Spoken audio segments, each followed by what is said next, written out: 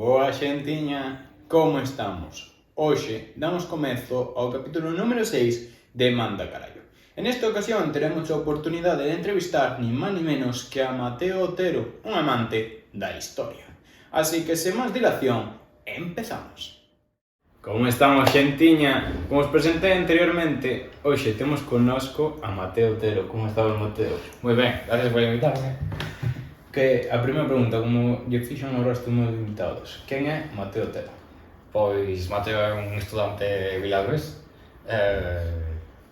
Pouquinho máis aí. Pouquinho máis. Que estás estudando actualmente? A verdade, estudo Socioloxía e Ciencias Políticas. Pois nada. Que salidas ten esa carreira, por exemplo? Pode ser presidente do goberno de España? Home, por poder. Pero bueno, xa os dirá. Pero bueno, esa pregunta foi a miña mãe moitas veces. non me entende como... Sí. Por exemplo, para traballar no CIS, en estadísticas ou cosas así, facendo encuestas tamén. Que te chaman que son pesados. Sí, eres tú. Va a ser tú. Pode ser, sí, efectivamente. E agora falando, vamos a empezar co tema do que vamos falar, que é de historia. Vamos a empezar pola Edad Media. E unha das cousas que destaco da Edad Media do que lín é a importancia que tuvo a Iglesia Católica. Ti crees que a Iglesia Católica foi unha das que provocou todas as decisións que se tomaron na Edad Media? Ou a maioría das decisións? É dicir, tía que pasar por un organismo da Iglesia Católica as decisións? Preguntarle ao Papa, todo isto? Todas non. Eso sí, a Iglesia Católica sí que tuvo unha gran importancia, sobre todo si entendemos como é a sociedade feudal, que é extremadamente inmóvil, rígida. Temos aos poseidores, a nobleza e o clero, que moitas veces actúa como señores feudales tamén, porque se lles cede terras, e aos desposeídos, agora están como o terceiro estado, os que a maioría das persoas que vivían na Os do campo, vamos. Sí. Pero o estamento eclesiástico ten unha característica que creo que é bastante importante, que está creada a partir de persoas que veñen do resto das clases, das outras dos clases, dos nobles e dos cidadáns normais e corrientes, dos campesiños normais e corrientes. Por iso tamén se diferencia entre alta nobleza, entre alto clero e baixo clero. O baixo clero, pois, pouco pinchaba e cortaba, sobre todo Tiñan o título e pouco. abades. Bueno, tiñan algúns privilegios, sí, pero comparado cos outros. Despois, o alto clero, pois tamén é campo de batalla das familias, das grandes familias nobles, para facerse control da iglesia, porque, claro, como dixete tú, a iglesia tamén tiña moita influencia. Sobre todo, ao final, se eres guía moral, tamén tes control diplomático, podes manejar aí asuntos. Además, tiñan privilegios, tiñan tribunales separados, hasta ben entrado con Tribunales? separados. O sea, xulgábase distinto en tribunales separados. Sí. É dicir, que un noble se cometía algo que... Era xulgado por os nobles. Entón libraba de todo. Madre mía. Bueno, A un nivel de asesinar a algún rei ou tal... sí, non que fueran de cara, ou lle quería matar a alguén, se quería matar a alguén, pues, Hostia. a entrar politiqueo.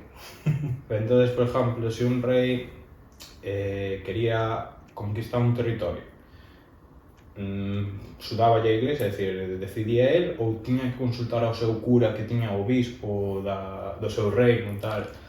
Home, dependía do tipo de iglesia. Normalmente, non. Si tiñan unha base territorial de nobles que apoiaban, pues tampouco che facía falta, pero claro, dentro desa base territorial de nobles que apoiaban uno, tamén había personas do clero, obispos, o que fora, delegados do Papa, todo isto. E ao final, si facías algo que non lle gustaba a iglesia, tamén te excomulgaban. Hostia. Claro, entonces quedabas aí como un pouco apartado. Decisión difícil de tomar por rei. A ver, que é o rei, pero que tiñas que ter en conta todo da iglesia, cuidado. A maior parte das decisións... Que pero, ao final, se non tiñas en cuenta, como que te deslegitimaba para gobernar. Como o poder viña de Dios. Claro. Vamos, igual que bueno, en Egipto, que tamén decían que eu son hijo del dios del sol. Sí, bueno, eso tamén, por exemplo, no Imperio Romano, tamén se edificaba aos emperadores. pero porque ha sido moito máis fácil gobernar. Se ao final eres un dios, que che van a decir? Aí está, quen che vai discutir algo? Eres Dios. Aí está. Así de imperios que destaques tú da Edad Media? Da Edad Media. Eu creo que na Edad Media son os reinos máis volubles que hai, porque ao final a veces están ligados a determinadas personas, ou determinadas familias nobles. Pero bueno, así en general, os máis conocidos, máis célebres igual, de Europa Occidental, como vos occidentales que somos, pues quizás sexan Castilla e León, Sí. Francia, Inglaterra, que é a súa guerra dos ceganos. Despois, no Sacro Imperio, pues bueno, hai todo un mosaico de microestados, de microsoberanías que combaten e se alían, pero que ao final teñen un soberano superior que ven sendo o Sacro Emperador. Era moi diferente a estructura que tiña o Sacro Imperio co resto do Occidente. Non é tan diferente, pero o que pasaba é que era bastante máis grande. Como aí se mezclaba de todo, pois Aí había... a ver, como, bueno, que falaremos despois, España cando tiña territorios en América, que era moi difícil de controlar, non está nun sitio, é un territorio moi grande. Algún emperador así do Sacro Imperio de Castilla e León que destaques porque fose moi listo a hora de batallas e tal? Pois non sei. A ver, así de listo, de León destaca Alfonso X Sabio, que... Pero se dixo non sabe. Bueno, tampouco era tan sabio. Fundou a escola de traductores de Toledo, que era onde se copiaban tamén as cantigas de Santa María, que dábamos en galego, sí. Se te acordas, pues, salieron da escola de traductores de Toledo, por exemplo.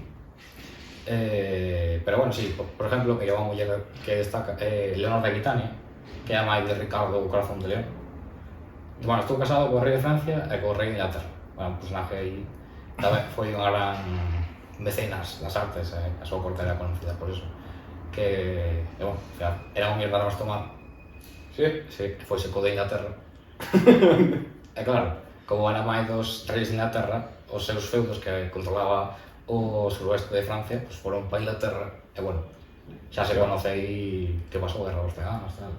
A Guerra dos Ceganos foi por eso, foi por esa disputa. A Guerra dos Ceganos ven sendo os conflitos polos territorios entre Inglaterra e Francia, polos territorios que estaban en Francia, controlaban as dinastías inglesas. Empezan coa conquista normanda, no 1066, Guillermo o Conquistador, a esa zona. Sóname el Conquistador, pero Guillermo non. Pues Guillermo de Normandía. Normandía, sí, o desembarco de Normandía. Sí, aí mismo. Eso sóname. Aí mismo. Pues sí, Guillermo o Conquistador, que era descendiente dos vikingos, a descendiente de Normanda. Sí. Invade Inglaterra, porque tiña dereitos aí, bueno, dinásticos. Que ese seguimiento... Rollos de familias. Bueno. Destrona ao rei e faise co rei de Inglaterra. Entón, Normandía queda en un estado raro de doble vasallaje.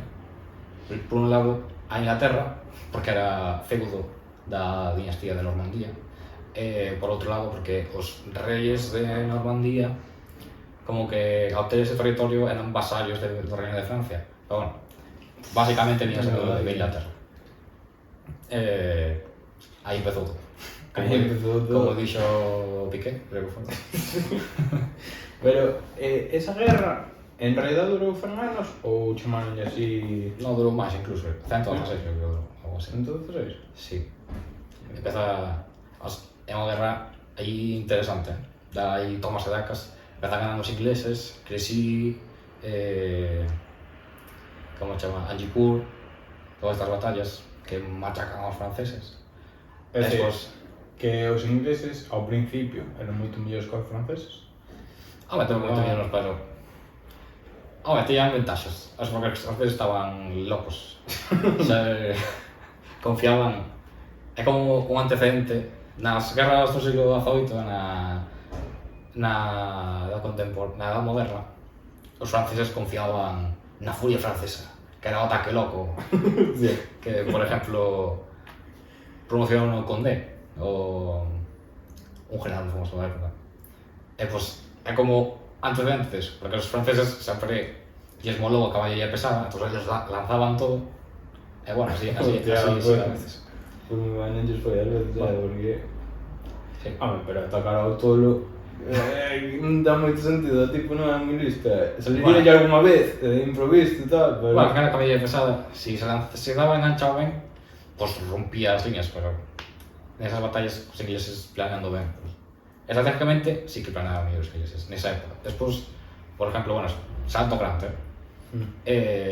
tamén hai unha película chama El Rei, creo, que vai do... The King, sí. Sí. Creo que me sona, como recomendaron a un amigo, non o cheguei a ver. Cheguei a ver e creo que adormecín, pero... Despois vai dun deses reyes xa case ao final da Guerra dos 100 anos. Bueno, casi ao final. Sí.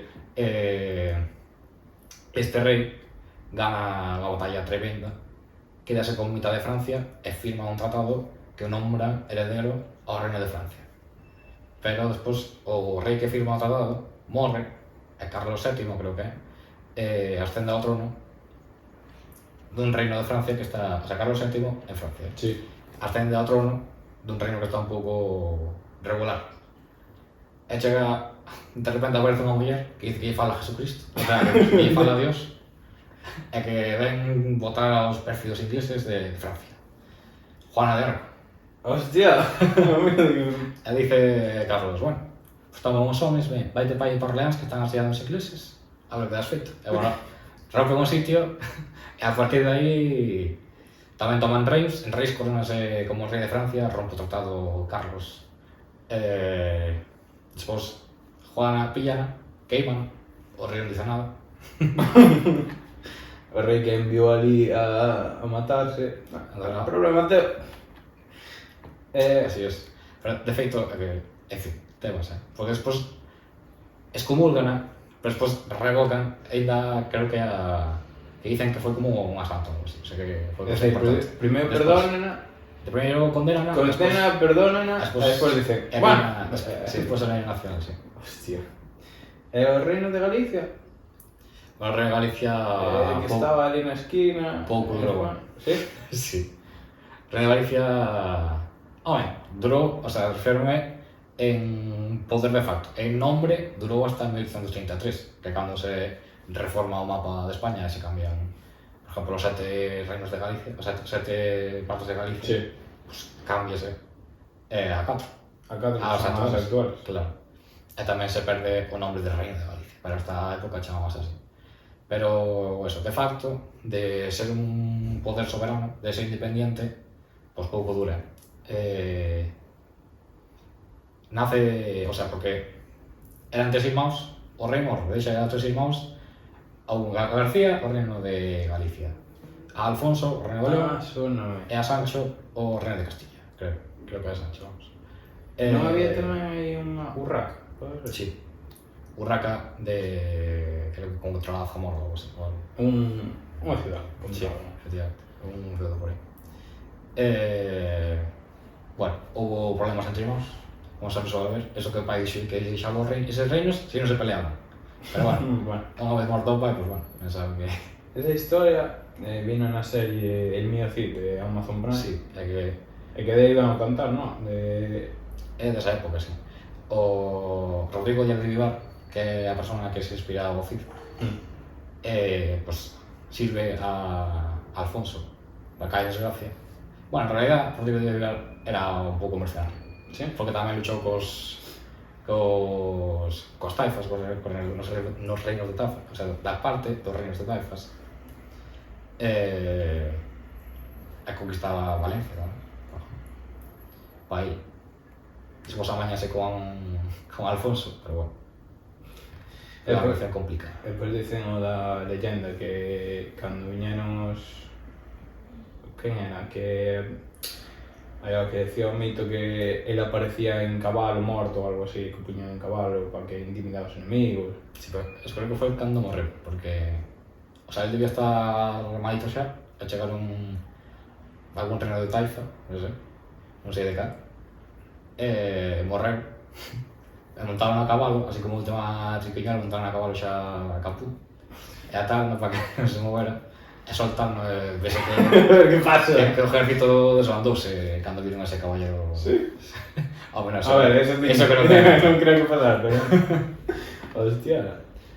Si, ahora falando tamén... en Asia, a Edad Media, fíxose igual que en España ou cambios tamén? No. Bueno, que España, que é o Sí, occidente. que bueno, en Asia é distinto. Por exemplo, temos Japón, que se parece máis. Os reinos Ok. feudales, os samuráis e todo isto, pode ser. Sí, pero bueno, tamén está bastante idealizado Japón. Porque os samuráis ao final eran señores da guerra tamén. Non eran nobles caballeros. Eran Pero guerreros, sí que está como outros calderos. Sí, sí, pero pues, en Japón estaba o shogun, estaba o emperador como llamola, shogun autoridade. Despois estaba o territorio dividido en distintos... Estaba dividido por distintos señores da guerra. De feito, no siglo XVI, sí, na época do país en guerra, no Sengoku Hirai, que é bastante conocido, non se chega a creación dun estado máis ou menos unificado.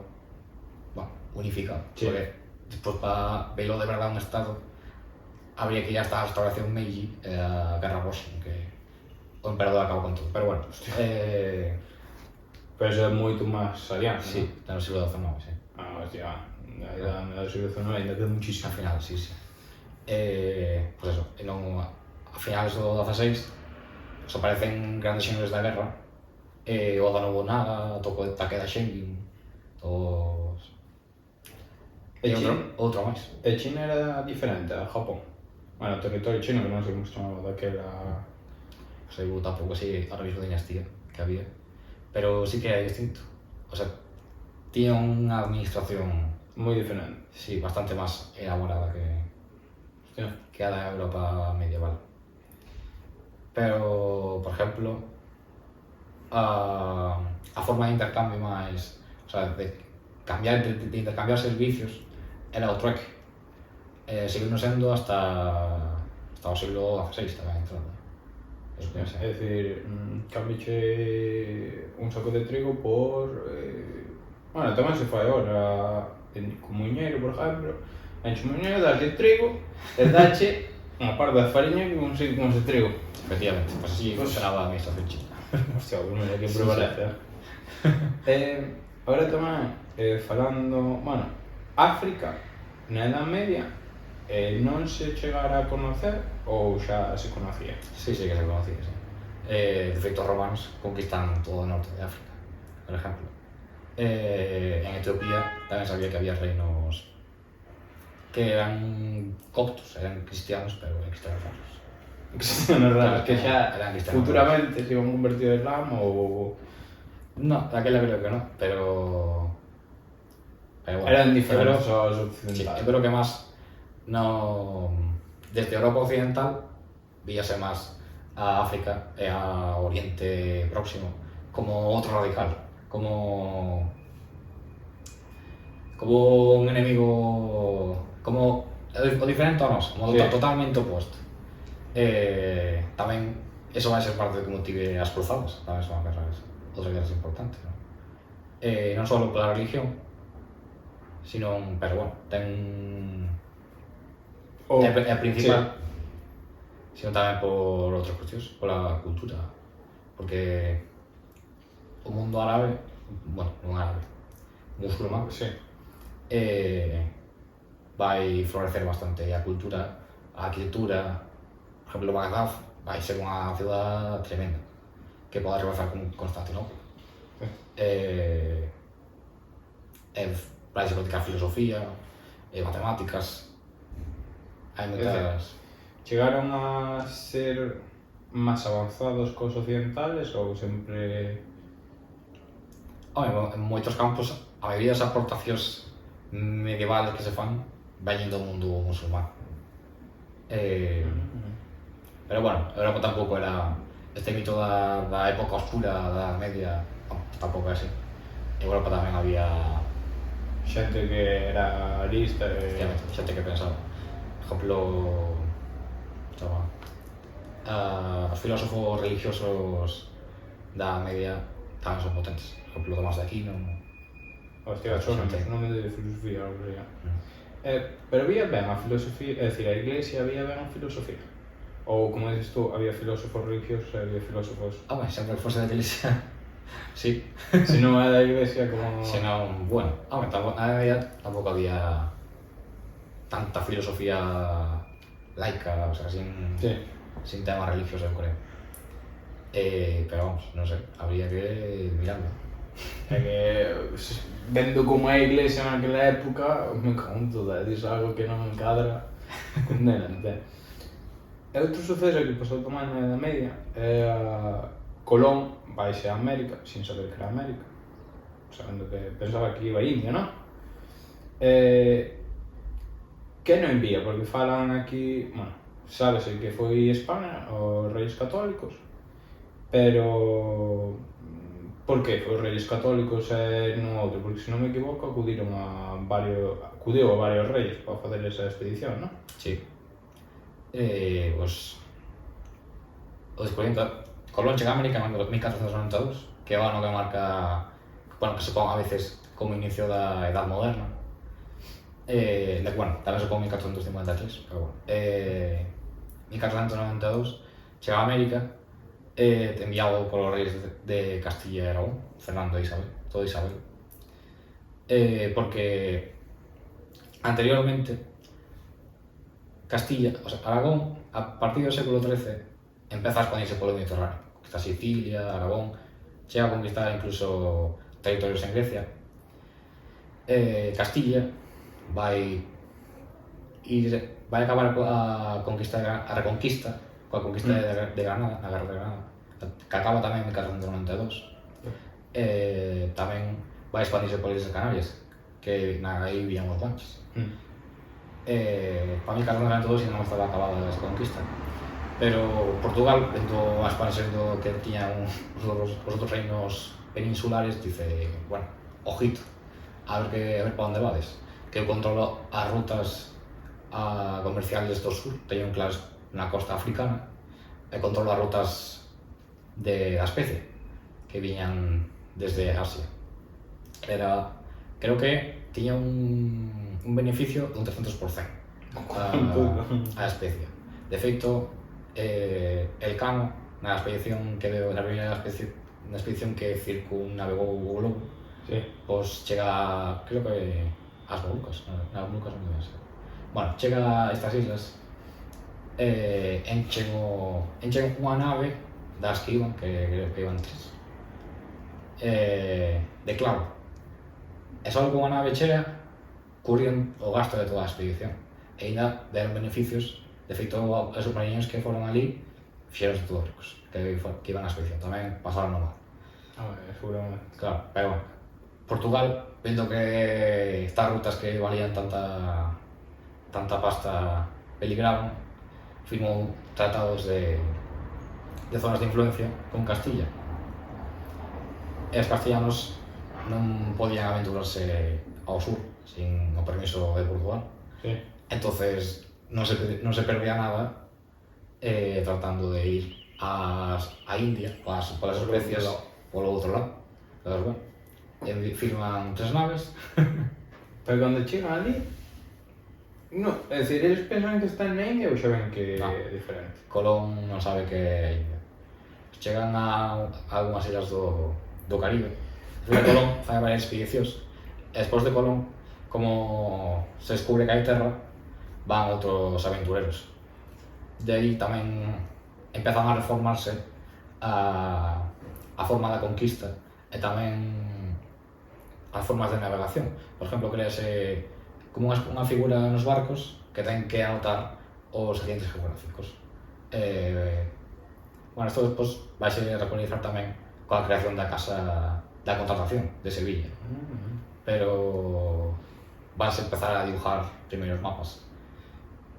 Pero Colón, primeiro que chega, está convencido de que aqueles son as Indias. A efeito, seguimos chamando as persoas que vivían ali indios, os nativos, os indígenas, que chamamos indios. Hostia. Tipo, chegou dixo, vamos, estamos na India, chegamos, por fin. Eso que lles levou, tuve que levar unha eternidade, porque non é o mesmo un barco de ahora como un barco de antes. El, como se comunica? É dicir, como chegou a comunicarse? Tuvo que volver outra vez a España para decir, cheguei a India, conseguí isto. Sí, tuvo que volver. Deixou un destacamento ali en Fuerte, creo, na isla que chegou, de volta a España. E a partir de aí incrementouse a chegada de aventureros. E cando, en que época se dan cuenta de que eso non é India? Non ten nada que ver. Pois cando empezaron a facer os primeiros mapas, o primeiro, bueno, o que nos queda así na memoria que foi o máis importante para descubrir isto foi Américo Vespuccio, que de feito iba, creo que foi en algunha expedición en navíos castellanos e españoles. Despois, esas sospeitas vanse confirmando tamén. Por exemplo, Núñez de Balboa atravesa o continente sudamericano e chega ao mar. Todos dicen, joder, aquí hai máis auga. Igual isto non é India. Entonces, Empezan a decir, bueno, aquí vamos a dudar, tal. claro, además, tamén empeza a haber vos mapas. Por exemplo, o de Juan de la Cosa, que é un dos primeiros mapas. Está no Museo Naval de Madrid. Se queredes ir ver, primeiro. E cando, entonces, o que firmaran Portugal e Castilla fora as rutas. Firmaron antes. Despois ainda firman máis, porque claro, Firman a repartición de terrenos, entendo? sí, despois firman o Tratado de Tordesillas. Porque claro, descubres o pastel, Dicen todos, eu quero algo deso. efectivamente, todos caen un cacho. Entonces en Tordesillas reúnese Castilla e Portugal e dicen a partir do meridiano non sei que, pa ti, e o resto pa mí. Entonces claro, ese cacho de Portugal ves en Brasil Sí, e o resto pa Castilla. Hostia, hai un territorio guapo tomado Portugal. Bueno, en realidad non era eso, despois foi expandindo máis. Bueno. E o norte de América, sábese posteriormente ou tamén na Edad Moderna? Non, tamén na moderna. De feito, a Norteamérica hai provas de que xa chegaran uns vikingos antes, moito antes. Que era a que eles chamaban Vinland. Pero claro, só os os vikingos nadie soubo nada. Nin os vikingos o mellor sabían que estaban en América. Non, non sabían. Pero... E chegaron os ingleses, foron os primeiros en chegar a Norteamérica. A ver, depende do que andabas por Norteamérica. Por exemplo, os españoles xa... Antes dos ingleses xa estaban lanzando expedicións polo sur de Estados Unidos. Pola Florida. Por exemplo, unha famosa... A de Ponce de León, que creo que morre en Florida. Pero si, os ingleses son os que con máis éxito consiguen asentarse na costa oeste de Estados Unidos. Na costa este de Estados Unidos. Empezan co mito fundacional este do Mayflower, que chegan cento non sei que colonos escapando da persecución de católicos, creo. E aséntanse, e vais fatal. Sí? Teñen que salvalos os indios e deben hacer negocios. Despois, claro, cando xa era máis, pois bueno, matamos uns poucos indios, pero hasta daquela, pois moi bien os indios. Sí, pero claro, a conquista, ou a colonización española e a colonización inglesa, pois é bastante distinta. Por exemplo, dícese que os españoles, os castellanos, só levaron porqueros. É verdade que levamos ganaderos porque a agricultura ali, os cultivos europeos ali non se daban tan ben. Entón, si confiabas que un asentamiento vivira dos cultivos europeos cultivados en suelo americano, non che ver tamén, sobre todo no norte de América, que fai moito frío. Por exemplo, Nova York, Boston, Sí. toda esta zona. Os ingleses confiaban na agricultura para manter os seus asentamientos. Ao principio, despois xa foron aprendendo tamén. E aí, en América, os que a maior parte conocemos son os imperios aztecas e incas. Había algún máis imperio así destacado, aparte desos dous? Son hecho así algún... Que eu sepa así, non. Pero bueno, as entidades do Imperio Azteca e Inca tampouco son monolíticas. De feito, o Imperio Azteca pois, estaba creado por unha etnia dominante que sometía a distintos grupos. De feito, os españoles que chegamos á conquista de América somos pouquísimos comparados co que hai ali. O de como se consigue facer a conquista é porque a conquista fan os indios, porque salían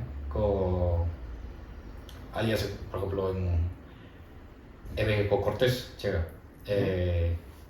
Tamén, claro, o sistema de autoridade centralizada que tiñan os incas confiaban todo no rei. Atahualpa, creo que foi, capturan ao rei e tomaron o imperio. Desde antes foron 100 españoles. É dicir, tú si capturabas ou matabas ao rei, xa está. Sí, tiñas todo. Bueno, despois hai que confiar en que a población seguirá confiando no rei.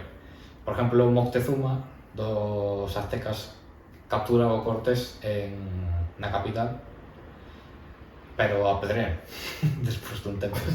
Cando se dan conta de que é un rehén destes tipos raros que viven onde non sabías onde, pois apedrean e teñen que escapar por patas aos conquistadores. Hostia. E foi tan sangrenta como pinta. É dicir, porque vas a... Falo a un amigo venezolano na colonización e dice opresión. Devuélvanos el oro. A clásica, sí. Non, pues, a ver, isto é un tema espinoso, Sí? Eu creo que sí, porque tamén falo con os meus amigos, non sei que, e todos... Porque eu creo que o Imperio Español foi máis benevolente que o resto de imperios a hora da conquista de América. Por que? Porque chega a plantearse si é legítimo que os españoles podan tomar as terras que están tomando e incluso si poden cristianizar a población, que plantea Francisco de Vitoria, por exemplo, ou se están facendo ben as cousas. De feito, desde a Corona de Castilla, desde o primeiro momento, a Igrexa Católica dice que hai que establecer normas rígidas, normas estrictas para a conquista, que non se cumplían tamén, pero bueno. Pero normas estaban aí, a intención é moi bonita. Bueno, parece que as normas tamén se saltaban, sobre todo ao principio da conquista, porque tampouco, claro, sobre todo nas encomiendas, aí sí que se montaron barbaridades. Pero bueno, o principal asesino da conquista de América foi a viruela, que... Enfermedade que trouxemos nós, hasta ali. Porque ali non estaban inmunizados, como non tiñan a defensa tan fuerte como nós. Bueno, ali estimacións que dicen que hasta o 90% da población de América morreu por causa da viruela. Pero... Son moita xente. Sí, pero tamén hai que ver as estimacións onde sale. Igual hai algo menos, non sei. Pero... 90% sí. Que quedan 4 pelagatos ali, sí. Más os españoles, más os pero bueno, incluso esa epidemia creo que provocou menos mortes que, por exemplo, a peste negra do 1648, que calculase 200 millóns de mortes, entre un tercio e a mitad da población europea da época, que de feito tardase 200 anos e pico en recuperar os niveles demográficos. Tío, 200 millóns de personas. Que yo que sí. Daquela que xa eran bastantes. Sí. Bueno, xa son bastantes agora. Pero iso tuvo que ser como a época negra da historia, non? É dicir, foi... Non sei, imagíname ser o rei dun pueblo que me morran todos os campesinos que me daban o trigo ou tal. Su puta madre, non me queda nada. Entón, se fora rei, eu creo que che sudaría un pouco máis. A ti me das che paguen, que foi o que pasou isto despois. Isto despois da peste negra, como que se inicia... porque en ciencia política dicimos que que as protestas veñen en clusters, en cúmulos. E coñecieron, pues, veñen de repente moitas. Pois xusto depois da peste negra, a morrer tanta peña, toda esa xente pagaba impuestos aos señores feudales. E os señores feudales de repente faltalles unha cantidad de pasta tremenda das arcas. Entón, que facemos? Pois subimos os impuestos. E xusto nese momento, pois empeza a haber moitos problemas, por exemplo, a búsqueda de vida en Barcelona, a revolta de remensas, a revoltas en Mandiñas tamén teñen así un componente antifeudal. E hai máis por Europa, pero ahora mismo non me acordo. E foi un dos puntos da ruptura da época feudal, é dicir, de que as revoltas provocaron o fin. Non, eu non creo que bloquearon o fin. Ao final foi amañando todo. Cada zona con súas particularidades. Pero bueno. Non, eu diría que non, Non? Non. É dicir, ainda que foise todo reestructurando de unha maneira progresivamente, non foi drástico. Por outra parte, noutro país, en Francia, hai a Revolución Francesa que tamén pon fin á Edad Moderna, se me equivoco. Eso tuvo que ser brutal, porque mataron reyes, mataron todo o que se movía case, non? Sí, bueno. Quizá habéis oído máis conocida da Revolución Francesa. Bueno, aparte da decapitación de Luis XVI, María Antonieta, e o asalto á Bastilla do 16 de julio, se non me equivoco. Pero bueno, o primeiro acto revolucionario é na... Bueno, podo remontarme un pouco atrás. Pode remontar, non sei que queres. Podemos para atrás. Non, tanto, a finais do 18, en o guerra dos 7 anos, Francia perde as colonias europeas, as colonias americanas. Despois deso, claro, non hai desto, pero en Inglaterra tampouco. Entón, Inglaterra, pensando que as comunidades americanas, o sea, as 13 colonias, sí, as colonias do Reino Unido, eran as máis beneficiadas, dixo, vamos, como sodes máis beneficiadas, tedes que pagar máis. E empezaron a gravar con moitos impuestos ás mercancías, o té, papel, vidrio. Esta subida de precios, pues, bueno, pues provoca a guerra de independencia de Estados Unidos. Franceses e españoles tamén apoyamos nesa guerra de independencia. Porque íbamos en contra de Inglaterra, entendo. Así es. Si fuéramos ao contrario, eso, cuidado. De Inglaterra, con Inglaterra. Bueno. A saber como salí. Pero bueno, seguimos. Es outro asunto que nunca pasou na historia. Historia e ficción. Ahí está. Luchamos con sí, os independentistas. Sí, bueno, gana Francia, 1889. A situación é un desastre, puro desastre. O Estado francés endeudou hasta as trancas. Sí. Tamén, xusto nesa época, hai historiadores que dicen que explota un volcán, non sei onde, creo que por Asia, aí no círculo de fuego. Sí. Empeza a pequena edad de hielo, que ao botar tanta cinza á atmósfera, enfrían as temperaturas e producirse malas cosechas. Entonces, crisis de subsistencia. Non había alimento, non había carto. Hai malas cosechas, sobre todo nas cidades. Porque, claro, ao final o transporte, inda que estemos ao final da Edad Moderna, principios da contemporánea, pues, era como era. E chegaba regular. Entón, o precio do pan disparase. A xente non ten pan. Xusto neste contexto, o rei quere subir impuestos, claro, porque está arruinado o Estado francés.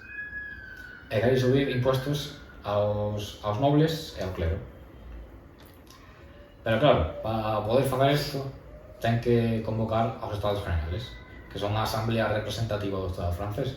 Son o sitio, son como a institución onde se reúnen os tres estados, o a nobleza, o clero, e o terceiro estado, que era o pueblo, era a burguesía, e representantes da nobleza baixa e do clero baixo.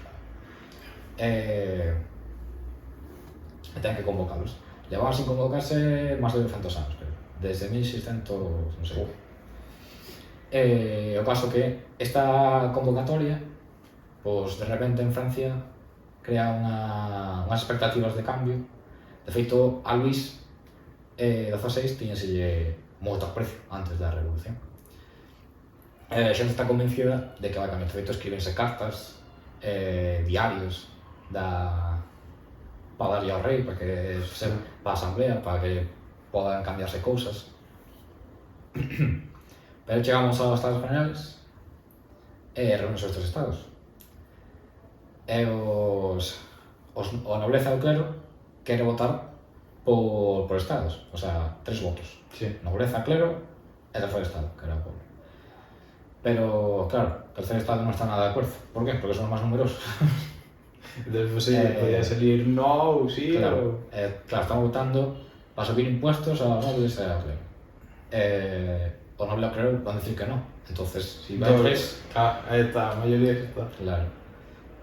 Entonces, ante esta situación, hai representantes do terceiro estado que salen da sala, van literalmente a cancha de fútbol, que é a sala do xogo da pelota. Hostia. Sí. E decláranse a verdadeira representación de Francia, dos fillos de Francia. Crean unha asamblea.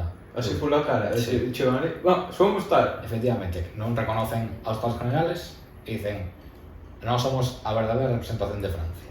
Hostia. Claro, todo el mundo aí loquísimo. Esos locos saben que sacar de aí. E intentan sacarlos, pero nada. Elías, Intentan sacarlos, pero estas noticias, claro, Versalles está moi cerca de París, e as noticias logo chegan a París, e a xente locura loquea total. tamén, e decide asaltar a Bastilla o 16 de julio, que é o día da festa de Francia. Salta a Bastilla e aí xa todo o mundo, todos os nobles de Versalles temblando. De feito, hai unha película, vi hai pouco, que transcurre neses momentos. Asaltan a Bastilla pola tarde, pola noite estaban os nobles así morando. Claro. A asamblea final, esta nova asamblea constitutiva, pues, consigue someter a autoridade real e empeza a dar leyes, a empezar a lanzar leyes para cambiar para acabar co régimen, co antigo régimen. Por exemplo, aquí proclamase a lei da Constitución francesa, a Constitución francesa. A separación de poderes, o rei mantén o ejecutivo, pero ten que gobernar, porque ao principio na Revolución non se ejecuta o rei, quere manterse o rei. De feito, nesta primeira Constitución vai conservar o ejecutivo, pero vai ter que ejercerlo a través dos ministros. Despois, o legislativo, a Cámara que se acaba de crear, e o judicial, os tribunales. Hostia, como cambió, man. Sí, despois de Nada, mancho. un giro inesperado, sí. Hostia. Pasando de ser Sí, sí. monarquía absoluta total. Agora estamos na monarquía constitucional, No. despois xa decapitamos ao rei. De feito, claro, o rei síntese cautivo da asamblea. De feito, ordena non ir para París porque Versalles era como un ambiente máis cortesano. Estaba algo lonxe da capital e ali só había... No, bueno, Claro. xentes poderosos. Ali estaban os nobles, tal. E mandan ir para París, para o Palacio das Tullerías, porque en París estaba o pueblo e todo. Pero Luis síntese cautivo en París, mal aconsejado, ou porque el quixo, pois decide escapar de París. A Versalles outra vez? No, decide escapar do país, A do país? claro, quere irse a Austria, porque neste momento os reinos extranjeros xa estaban mosqueando, dicen que vai ser isto de someter ao rei a unha autoridade que non sexa a outra autoridade. Entonces, que pretende escapar a Austria, pero cóllenos, o sea, quere escapar a familia real, pero cóllenos. E a partir de aí, pues bueno, xa igual desa monarquía, crease a asamblea que vai asumir todos os poderes do Estado e vai gobernar a partir de comités. Neste período, pois, vai haber distintas fases. Por exemplo, a convención é a máis conocida. A asamblea, pois, a principal está gobernada polos a mí sabe girondinos, pero non sei pronunciarse. Girondinos. Sí, Que eran como a rama máis moderada da revolución. Pero vais a crear o Comité de Salud Pública sí. Sí. Bueno, que é ese comité dirigido polos jacobinos, que eran máis locos, dirigidos por Robespierre, e ao final acabas facendo co poder, crean a convención, que ao final é un régimen dictatorial encabezado por Robespierre. Danton ao final vaise salir do barco, pero van por toda a cabeza. O sea, todo isto, na convención, Luis XVI e María Antonieta xa estaban mortos. Sí, xa estaban sin cabeza. Sí, efectivamente. Xa estaban decapitados. Convención o terror, que é a época máis... A crisis máis grande que tuvo Francia? No, a crisis eu creo que non. A crisis probablemente ven antes, cando as potencias europeas se unen para declarar a guerra a Francia na guerra da coalición. E aí, xusto aí, está o golpe de Estado, crease a convención, e empezan a salir leyes de reclutamiento forzoso, o que conocemos ahora de lea masiva, de ejércitos enormes. Sí. Pois empeza aí, porque había que reclutar xente para enfrentarse a todo o poder da coalición. Hostia. Pero ao final salen ben parados. Pero bueno, a parte máis aciaga da convención é o terror, que é un período no que se fan juicios sumarios de executar a moitísimas personas. Creo que as estimacións así máis baixas son 10.000, as máis altas son 30.000. Pero bueno, hai historiadores que dicen que pode ser moito máis, que pode estar entre os 30.000 e os 40.000, porque, claro, tamén había xente que morría nas cárceles en condicións misteriosas, como Condorcet, que Condorcet morre en condicións misteriosas na cárcel. Pues, que pode ser moito maiores. Despois da locura que ven sendo o terror e a convención, pois hai un grupo, Robespierre, bueno, tamén neste período tamén como que se trata de facer tabula rasa, trátase de romper co pasado. Por exemplo, o calendario cristiano, o calendario cámbiase, crease un calendario revolucionario, crease o culto á razón, ao ser supremo, bueno, isto xa eran ideas de olla de Robespierre, ou aos mártires da revolución. Entonces Robespierre era revolucionario a época, vamos, intentaba revolucionar todo o que se mueve. Tamén quería no sufragio universal, sí. Ostras. Sí. Estaba un personaje interesante da época, sí. Ao final, era abogado, se ve que falaba moi ben, pero xusto para cando tiña o juicio, cando o derrocan, dispararon na boca e non puedo defenderse. Justicia poética, de algunos, bueno. Bueno, ao final tamén lle corta a cabeza, creo, a Robespierre. Despois deste período de locura que ven sendo a convención, pois... e se cree. Despois da convención, o directorio. Despois do directorio, o consulado, sí.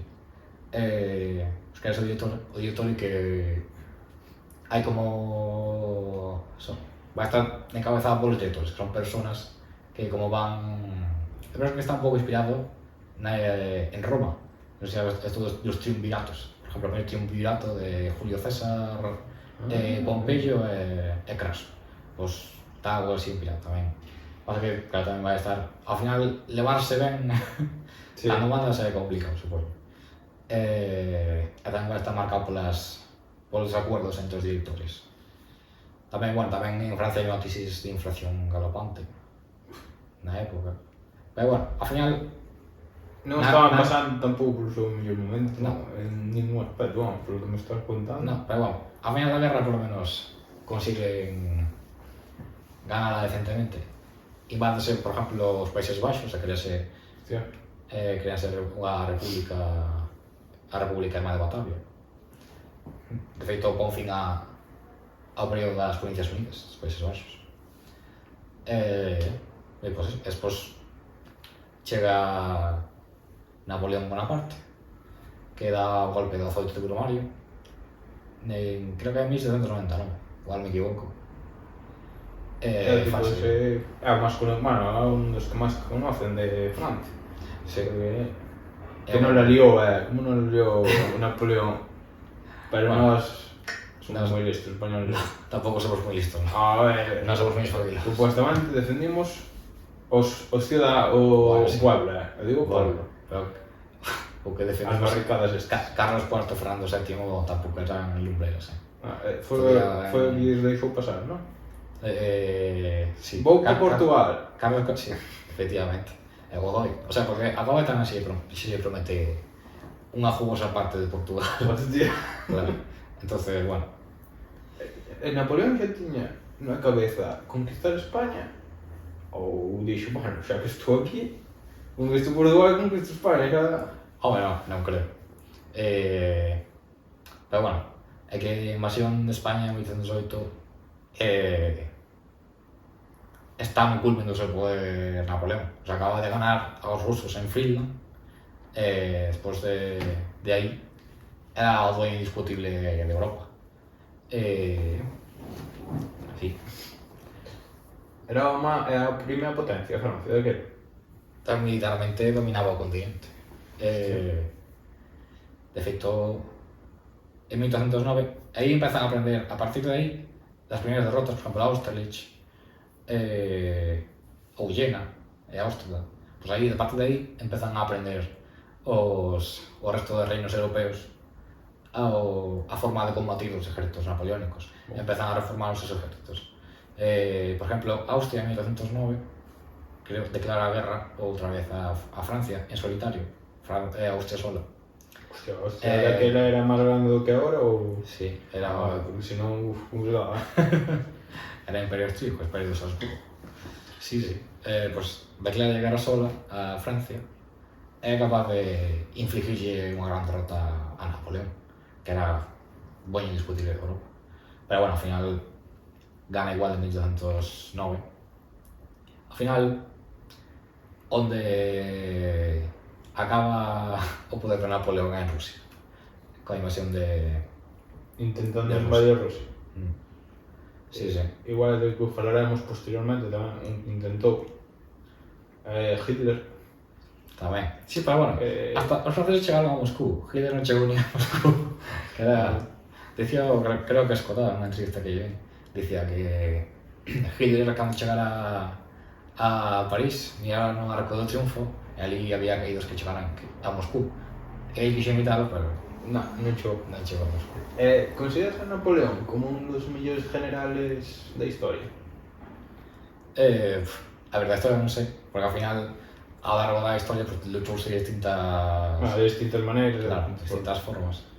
Pero, claramente, é un dos personajes que máis influenciou a historia contemporánea. Sobre todo, entre o período de a principios do XIX, 1800, 1815, 1815 e Waterloo. Waterloo xa é a derrota definitiva de Napoleón. Pero incluso o Congreso de Viena, que tamén en 1815, que volve a redibujar os mapas de Europa, tamén se fai con ese medo a Francia, que casi arrebataba, que foi capaz de arrebatar o control de Europa ás grandes monarquías xa viejas, xa vellas, durante ese período. Unha cousa que me impacta de historia, tío, é que se facían pactos por fazer, é dicir, colla España e Portugal, mira, pactamos que si nos ataca Inglaterra estamos unidos ou que todos estes territorios que ves aquí, mitad teu, mitad meu. Non contaban con absolutamente ninguna opinión ni nada, eres dos... Bueno, eso vai seguir arreglando. Claro. Sobre todo a partir do desarrollo das carreras diplomáticas, todo isto. A partir de 1948 como que hai que é a paz de Westfalia, que foi ao final da guerra dos 30 anos. Pois como que vai tamén a partir de aí o oficio eclesiástico, a Iglesia, o Papa, vai perder relevancia nos asuntos diplomáticos. Pois vai ser desarrollando toda esta diplomacia como que hoxe temos, ¿no? Oficializada, de boca a boca, de facer públicos os acuerdos de... Sí. Claro. Sí. Pero bueno, hasta a Primeira Guerra Mundial, por exemplo, tamén moitas alianzas estaban escondidas debaixo de acuerdos secretos ou cosas así. Entonces tamén era difícil saber hasta cada cante podía chegar un conflicto si escala. Era que falamos da Primeira Guerra Mundial, para aqueles que, bueno, que non leeran sobre eso, que non estudiaran, como empezou a Primeira Guerra Mundial, que era o primer motivo polo que había a Guerra Mundial. Primeiro. Home, o detonante oficial O detonante, ven sendo... a palabra que non me salía. ven sendo o asesinato de Francisco Fernando, do archiduque herdeiro ao trono austríaco de Austria-Hungría. Pero bueno, a guerra naide quixe durar, hai antecedentes xa, creo que en 1912 desembarca Guillermo de Alemania en Agadir e dá un discurso loco que incita a rebelión contra Francia. Bueno, incluso antes, mira, en 1871 Sí. o ejército prusiano arrasa a Francia de Napoleón III en Sedan, que dá o ejército real. É unha humillación brutal. Quédase con Alsacia-Lorena e a partir de aí hai como unha especie de resentimiento francés contra Alemania, claro, hasta despois da Segunda Guerra Mundial, vamos. Por un lado temos a Francia, que está resentida con Alemania, que lle quitan a Alsacia-Lorena e humíllala. De feito, a coronación como emperador de Alemania, o primeiro emperador de Alemania, faise en Versalles. Despois, un dos artífices da unificación alemana, Bismarck, que era así como genio da diplomacia do siglo XIX, pois trataba de aislar diplomáticamente a Francia, porque sabía que a primeira de cambio Francia podía quentarse a cabeza e a ver que pasaba. Entonces firma tamén tratados con Rusia, con Austria, tamén mantense cordial con Reino Unido, con Italia tamén. Pero, claro, Bismarck cambia o rei e chega Guillermo II, que era máis belicoso que o seu pai, que o seu antecesor. E vota Bismarck, por exemplo, con Rusia, os tratados acábanse. Sí. Claro. E vai comenzar a carreira colonial tamén. Vai se quedar con territorios en Namibia, creo, vai quedar con territorios en África. Tamén porque vendimos algunhas illas españoles ali do Pacífico aos alemanes, que tamén se quedan con elas. O sea que Alemania quere ampliar os territorios. Non sigue coa política de aislamiento de Francia, deixa que se consoliden as alianzas Francia-Rusia e Francia-Reino Unido nesa época, como que empezan a acercar posturas. Que se firma un acuerdo de amistad, creo. Vale. E todo isto aquí viña. E vou falar de que era o detonante da Primeira Guerra Mundial. Claro. Despois, nos Balcanes. Os Balcanes eran como o gran polvorín europeo, que lle chamaban. De volta ao Imperio Otomano, o home enfermo de Europa empeza a descompoñerse, e da descomposición dese imperio tamén pola interferencia das nacións, das grandes potencias interesadas, pois surgen países como Serbia, Bulgaria, Rumanía, Sí. Grecia tamén, que van desarrollar tamén intereses nacionales e tal, o sea, que o mapa dos Balcanes estaba complicado. O asesinato de Francisco Fernando faise en Bosnia a región de Bosnia fora integrada facía moi pouco ao Imperio Austrohúngaro. Aí tamén había xente nacionalistas serbios que reclamaban que Bosnia era de Serbia. De feito, Serbia como que financiaba organizacións como a da Mao Negra, que foi a que disparou ao archiduque. Es decir, todo por disputas de Bosnia, vamos. Un quería Bosnia, outro tal, pactos por un lado, pactos por outro. Sí, ao final, cos pactos que tamén eran secretos, todo isto, ao final a guerra acabou arrastrando a todo o continente. Como os europeos dominaban África e grandes posicións en Asia, pues, a guerra tamén escalou. E tamén se por su Primeira Guerra Mundial. Hostia, pero escalou a tal punto de que se participou en todo o mundo, ou só se centrou nos países de Europa e regións... A guerra da guerra é principalmente Europa, pero tamén hai opcións, por exemplo, en África, nas colonias alemanas, ou tamén hai en Asia. Por exemplo, Japón toma algunhas colonias que tiña Alemania en China. Ou... creo que... E que papel tuvo España na Primeira Guerra Mundial? Pois... O nulo. estaba... no, tampouco. Principalmente suministrador. Realmente a opinión pública española estaba moi dividida. Entre... Participar na guerra? No, entre os aliados, xa non tanto participar, pero os que querían participar estaban divididos entre germanófilos, entre os aliados, en que os que querían apoiar a Alemania e a seus aliados, entre as potencias centrales, e aliadófilos, entre os que querían entrar no mando dos aliados. Pero bueno, ao final, España faise neutral na guerra e suministra principalmente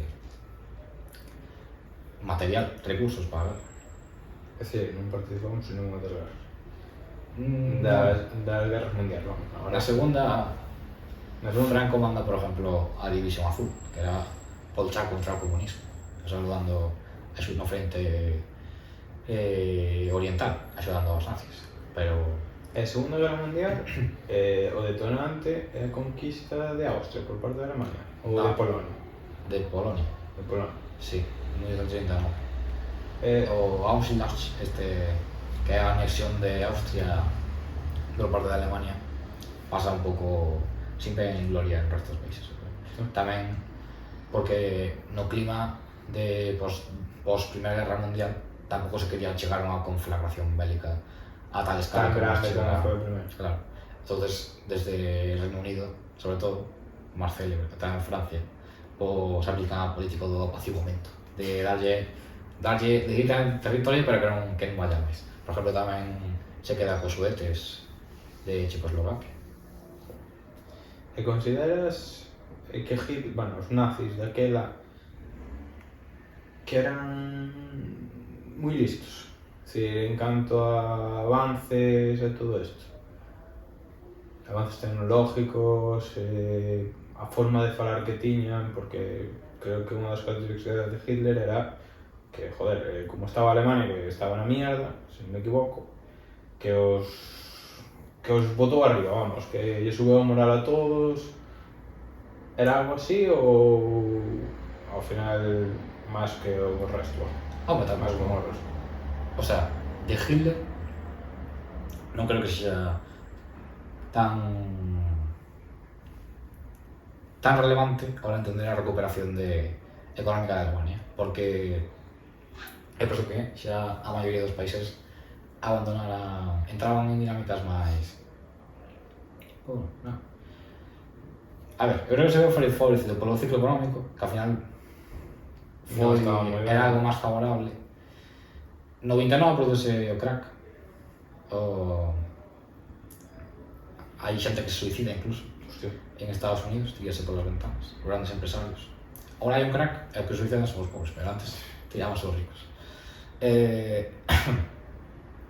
Hitler, o partido nazi, chega ao poder en 1933.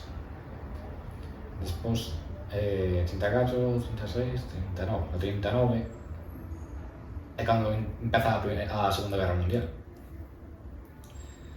En esos 6 anos, eu creo que a economía en general dos países iba relativamente ben, polo ciclo económico, me refiero.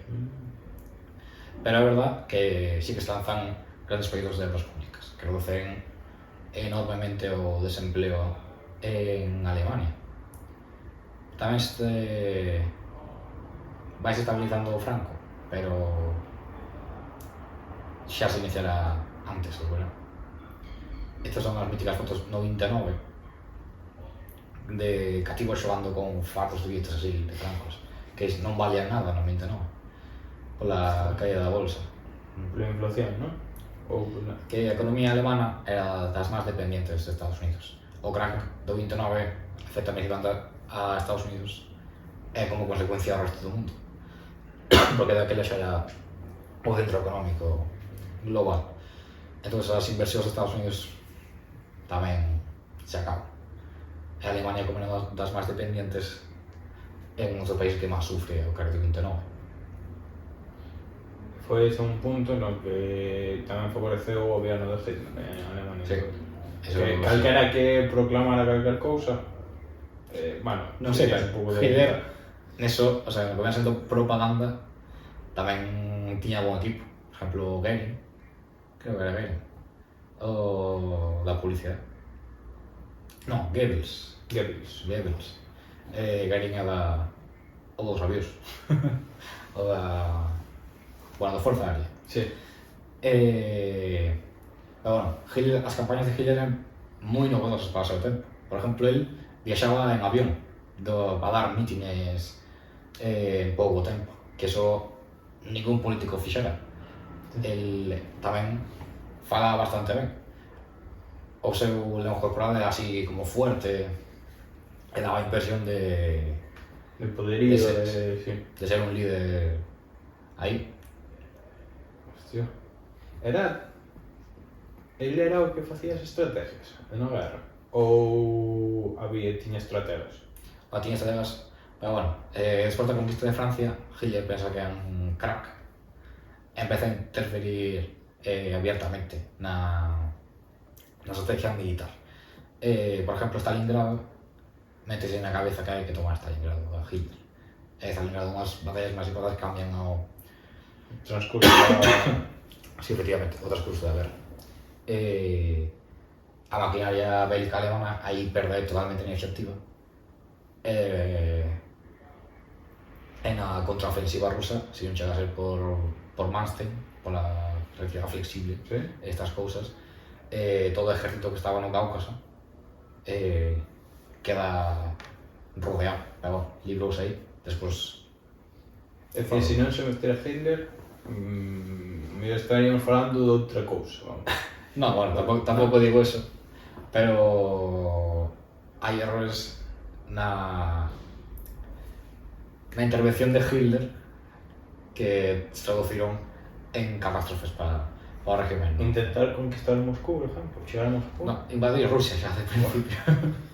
Sí, pero sí. Aí xa tiña a cabeza perdida, entendo, ao final encerrouse en seu búnker cando veu que perdía e supuestamente suicidas.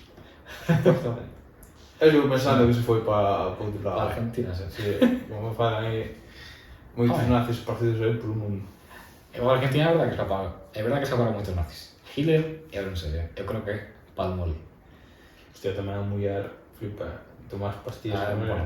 ou que tomar mercurio ou que un veneno, algo así. Non sei. Hostia, ou obligou, que pode ser, ou moi loca tiene que estar, de lo de Estábamos algo cucú. Porque, de feito, Hitler, eu creo que era adicto a non sei que. Si alguna droguilla era adicto, sí. Sei que tiña un horario de locos, en plan, pasaba toda a noite vendo películas, dormía toda a mañá, e levantábase cando lle daba gana. Hostia, Sí, sí. eu sei que era máis rígido nese aspecto. No. Si toda a cultura... O sea, os nazis querían personas rubias, altas, de ollos azules. La cúpula nazi non había Non hai así. ningún. Ningún. E onde lle ven esa obsesión? Creo que é a cuestión cultural por revivir esa vían nos homes altos, rubios de ollos azules como esa pureza de raza do mundo germánico, que ao final donde reclamaban que viñan os alemanes. E por eso todo isto da raza aria. Sí. E o odio aos judíos? Os judíos, eso xa empeza tamén antes, na campaña e despois no gobierno, desde o 53 ao 39. Botaba a culpa a eles? Sí, bueno, ao final é fácil buscar un chivo expiatorio que te axude a culpa deles. Se acabamos con eles, xa está. Non decían tamén que fora porque unha muller non era correspondido, non que correspondía e tal. E ele enfadouse e dixo, buah, pois matos outro test. Eu ese tal non a sei. Eu en un vídeo, a saber de unha seguridade que isto pode ser mentira, pero sí, dixo, hostia. A ver, vendo como estaba de loco, poder podía ser, sin ningún problema, Poder pero... por poder. Cando acaba a Segunda Guerra Mundial, que a derrota de Alemania, o que sale victorioso, Estados Unidos. Que fixo Estados Unidos, aparte de mandar unha bomba atómica a Hiroshima? E outra Nagasaki. Ou dúas. Sí. Que fixo aparte deso? A que nos referimos? No... É dicir, no aspecto da derrota dos nazis. Porque eran... Bueno, a ver, eu creo que o papel de Estados Unidos na derrota da Alemania está un pouco sobredimensionado. É verdad que toman África, tamén toman Italia, desde o sur, tamén co apoio dos partisanos italianos. Despois desembarcan en Normandía, pero a maior parte do exército alemán perdese en Rusia. Hostia. É tan grande que non saben...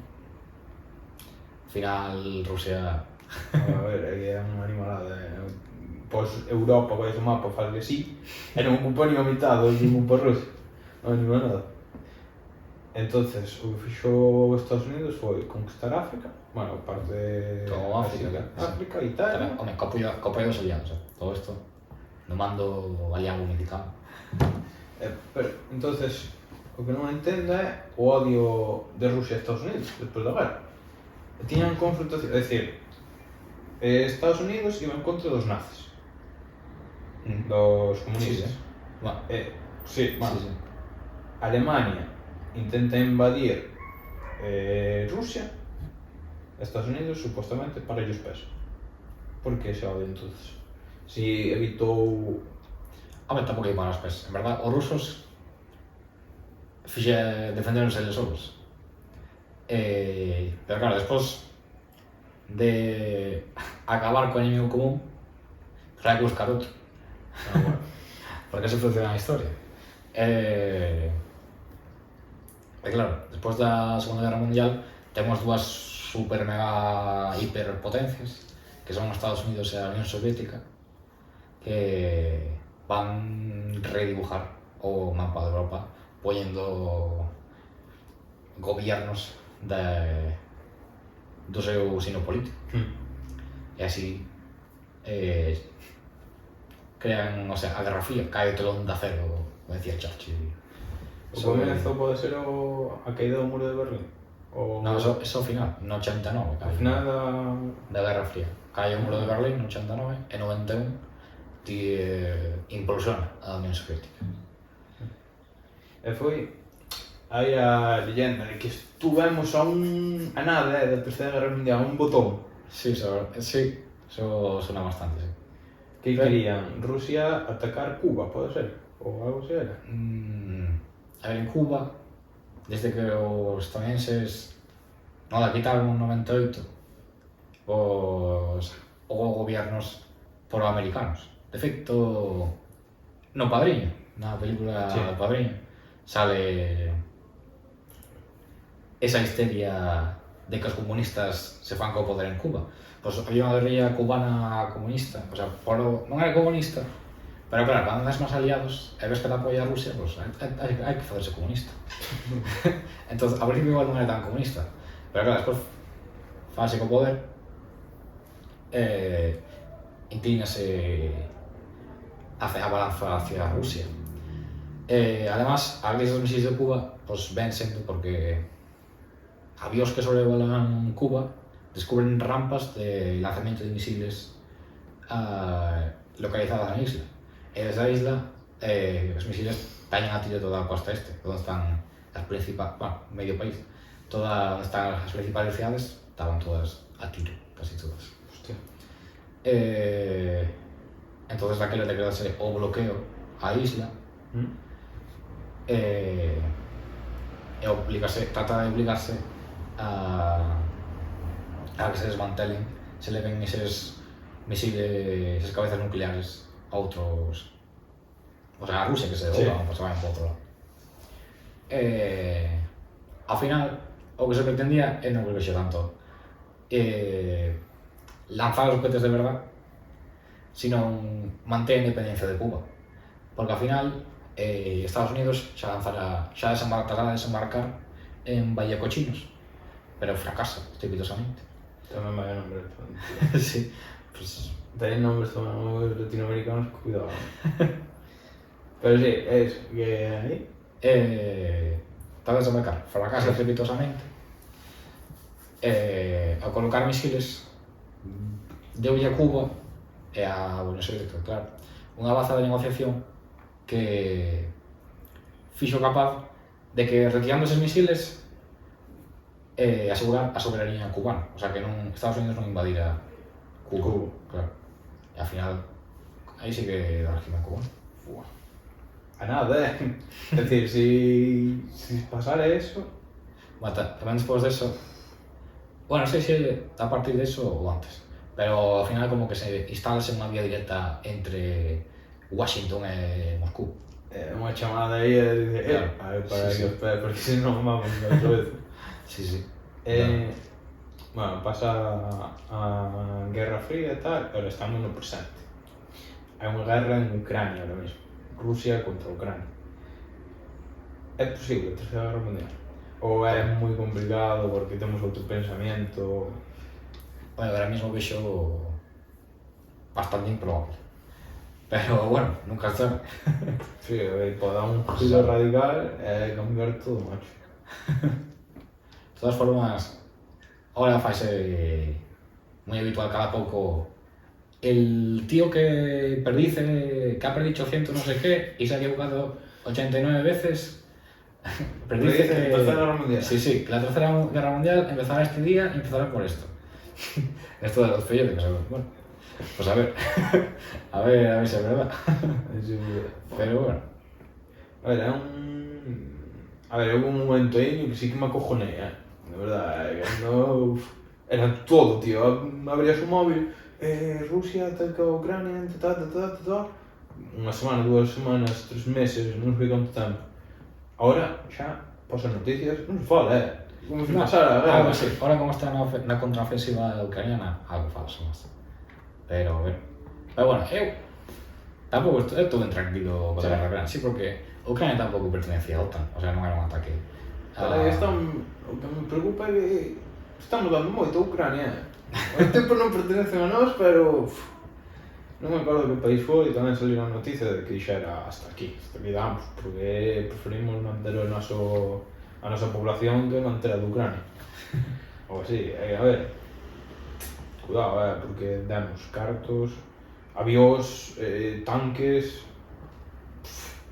demos todo. A Rusia tamén ten que dicir, a ver, non pertenece a vos, así estás dando tanto, hai algo indirecto, por iso que me dá. Porque Putin...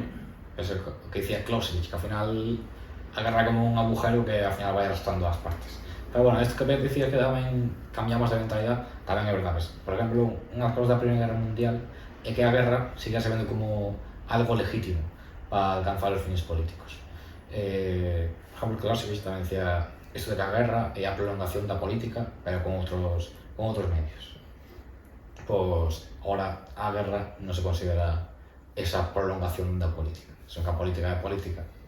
E a guerra, pues, nas democracias occidentales hai ejércitos, pero son máis para disuasión, para, como dicían os romanos, si vis pacen, para ver, si queres paz, prepárate para a guerra. Para disuasión e de proyección de poder, de ser capaz de intervir en teatros estratégicos. Ahora o tema tamén actual é que se está falando de que Estados Unidos perdeu a primeira potencia mundial. Xa non é a máis grande. Ahora é China, supostamente. Bueno, eso lo vamos dicindo xa 20 anos. Pero bueno, ao final China ainda sigue con... e non ten a capacidade internacional que sigue tendo Estados Unidos. Se miras no mapa número de bases militares de Estados Unidos no globo, vas a ver que son unha barbaridade. Sí? Sí. Comparado con o resto do país. Sí, comparado con calquer país. China, por exemplo, ahora é verdad que está con este proxecto da nova ruta da seda, que vai comprando puertos ou infraestructura para comunicar China co resto de países, como darlle salida aos seus produtos. É que ahora si, no que me fijo moito, ven todo de China. Os microchips, todo aí, macho, e sin eso non podemos facer nada. Non vivimos actualmente. Ven moito de China, pero que parte desa produción non está feita, o sea, non a producen empresas que son occidentales. Sí. Claro, porque está que falado tamén bipolarismo condicionado, que ao final Estados Unidos, para salir da crisis de 2008, tuvo que deslocalizar empresas, porque producir en Estados Unidos era moi caro. ¿Sí? Entonces, transportas a empresa a China, por exemplo, e China vai se convertir nun gran productor, pero as empresas son estadounidenses.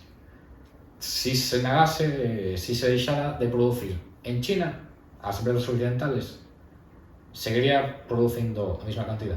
Pero bueno, eu creo que sí, pero porque China sempre foi o centro da produción. Históricamente China foi o país que máis produciu.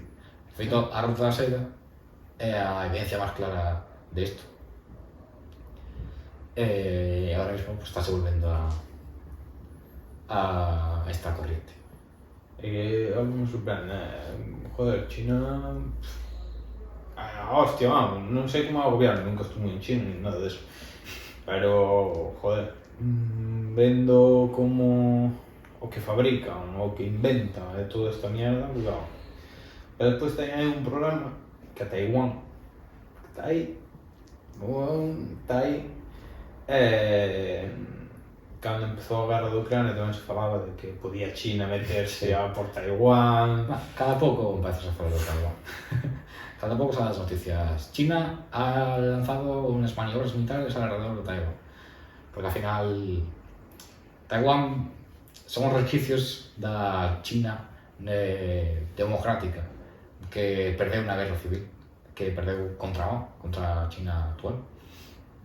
Entonces, a China continental sigue reclamando soberanía sobre Taiwán, e Taiwán sigue reclamando soberanía sobre China continental. Entonces, bueno, hay líos, pero Taiwán al final está protegido por Estados Unidos.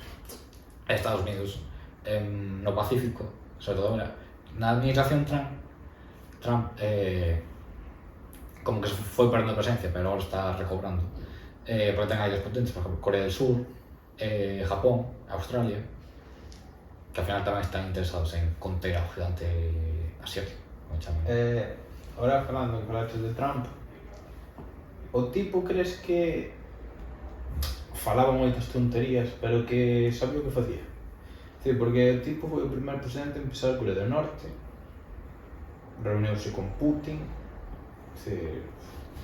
Home, con Putin, creo que se levaba ben, porque, de feito, tiña acusacións que na campaña, nas súas campañas presidenciales interferiran hackers rusos para manipular, para dar fake news e cosas destas. Sí. Pero bueno, creo que además Trump no ámbito internacional é máis como esa reminiscencia do pasado estadounidense, do espléndido aislacionismo que decían os británicos, de centrarse en Estados Unidos, Pero, home, algo fixo, algunas cosas lo fixo, despois, pues bueno. A ver, decía alguna tontería. No beber detergente, creo que dixo, ou algo así. Home, Creo que dixera de COVID. Que a veces as declaracións que fai, señor, tremendo. Pero tipo, bueno, estuvo en Corea del Norte, estuvo en Rusia con Putin. No, pero esos logros eu creo que son máis Despois anecdóticos que outra cosa, porque ao final non amañou nada. bueno, no, pero estaba, bueno, por lo menos a presencia de, eu que sei.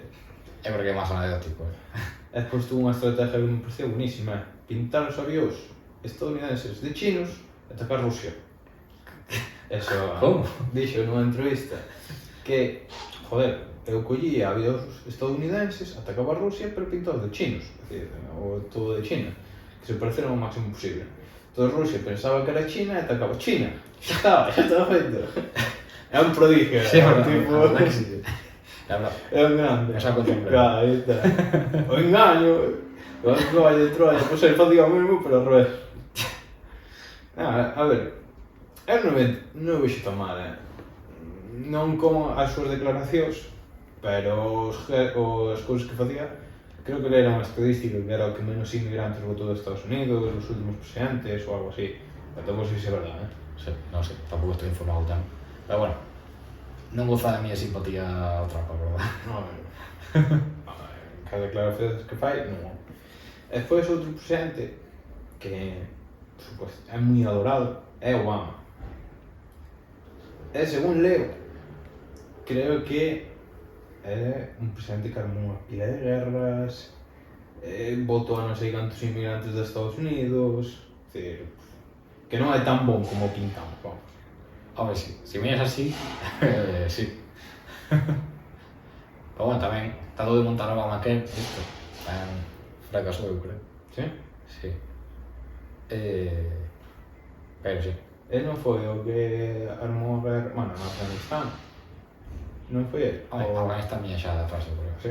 Creo que sí. O sea, Afganistán, Irán, aí, Irak. En Irán non houve intervención militar. Irak, pode ser. Irak sí que houve, pero xa anterior. Vietnam. No, Vietnam, moito Ah, antes, moito máis. é da Guerra Fría. Hostia, aí cacho. Pero, a ver, eu lerei iso, vamos, que non era tan bon como pintaba. Pero, a saber, isto son cousas que eu nunca vou saber. É ciencia cierta, va. E agora falando das túas opinións personales, cal é o imperio que máis che mola ler, estudiar e todo? Si un imperio que digas tú, guau, tío, este... Pues así. Eu creo que fun cambiando aí coas épocas. Eu empecé a ler sobre... Para introducirme na historia, sobre todo pola historia militar e pola historia do Imperio Español, sobre todo antes do... Si, hasta finales do 17, por aí. Pero despois fun cambiando tamén. Me gustou Francia, a historia de Francia a partir de Luis XIV, todo isto. Pero tamén o Imperio Alemán. Porque o siglo XIX ao final ten historia interesante. A reunificación alemana, todo isto. Entón, actualmente, o que máis che mola, Alemania, non? Non, eu creo que... Bueno, esos tres. Eu creo que mix, sí. Esos tres, Si hai algún gobernador que che mola como dirigeu, desos... Algún? Algún gobernador, rei ou tal? Puf, non sei, que todos teñen cosas más, todos Sí. teñen cosas posibles. A min, un personaje histórico que me gusta moito, por exemplo, é Napoleón.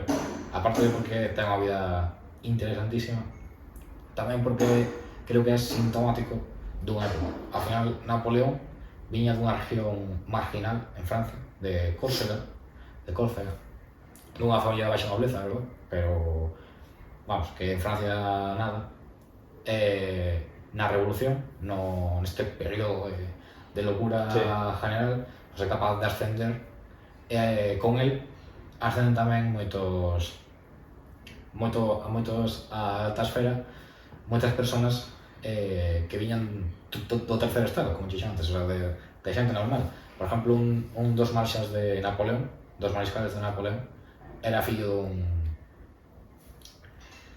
dun leñador, Hostia. O sea que, a partir desa época, como que as relacións sociais empezan a ser menos rígidas e a existe máis morida. Sobre todo, nesta morida, pues, vai xogar un papel importante o da cultura, que ao final vai definir. E así como última pregunta, por favor, a entrevista. De onde che ven ese apasionado pola historia e tal? Pois non sei, a verdad. Eu creo que empecé a ler cosas de historia xogando a videoxogos, sí, videoxogos, sí. Agora xogaba así... E pois xoguei ao Assassin's Creed, que tiña como unha sección de datos sobre cada acontecimento histórico, sobre cada personaje.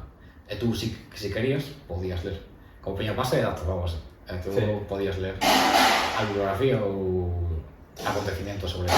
Pero bueno, tamén como hai que saber distinguir entre o que é ficción Sí, e o videoxogo, sí. claro, e o que é realidade. E non xogaches un Call Crusader Kings? Tamén, sí, é un dos meus xogos favoritos. Sí, hai que ser algo. Eu recomendo lo... A ver, eu intentei, pero cuidado. Claro, chamos tutorial. Chungo de carallo. No, é fácil. Un punto de... Además, ahora está gratis. Sí? Sí, en Steam. O Crusader Kings, en cal van? No? O van o 3, pero o 2 está gratis.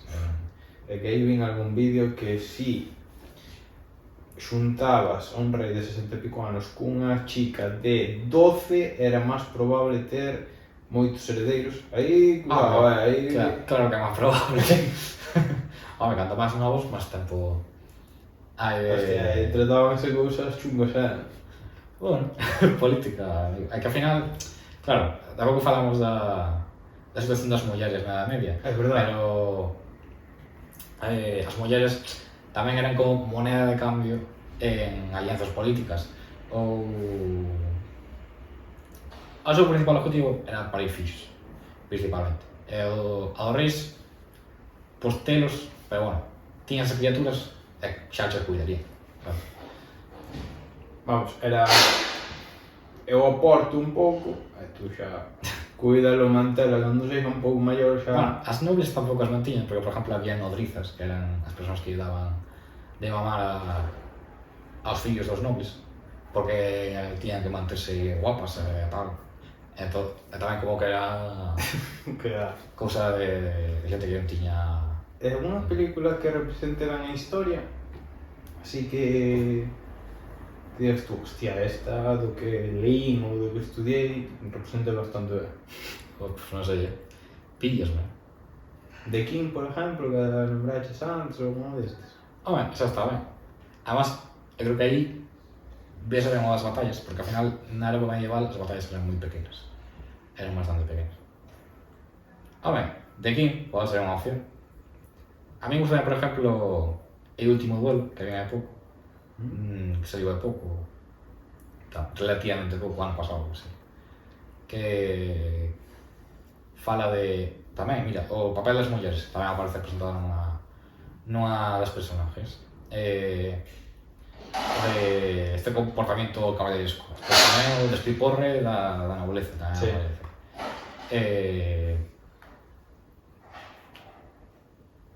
Agora vai salir tamén de Napoleón, de Joaquin Phoenix. Que ese tiño lle ganas, tamén. Cuidado, Pois non sei, a ver. Creo que vai estar bastante ben. O Hai que Oppenheimer tamén sobre a creación da bomba atómica. Ese é un peliculón que me tinto, Christopher Nolan. E hai varias películas aí... A ver, históricas non vin muchísimas, vin El hundimiento, non sei se a viches. No. Sobre a última etapa dos nazis, de Hitler. Esa, Sona, pero... Esa mola moito, non? Non é a que máis me gustou de todas, pero está guai, está guai. Pero nada máis contar. Creo que non podemos abarcar toda a historia, porque senón temos aquí para... Xa fixamos saltos importantes. Claro, ficamos aí saltos e cuidado. Pero bueno, creo que falamos bastante ben. Bueno. Aprendí muchísimo, la verdad. Non sabía ni mitad das cousas que me contaches, ni mitad. Bueno, non será para tanto. Home, nin sabía mitad dos nomes. A mí falaban de Luis XIV, a ver, eso sí, pero había outros que ni puta idea ni me sonaban, pero gracias a ti, joder, pues vamos aprendendo deso. E nada, hasta aquí a entrevista, capítulo número 6 de Manda Carallo, así que esperamos ver no próximo. E creo que vos vai gustar tamén o próximo, así que nada, hasta aquí, chao.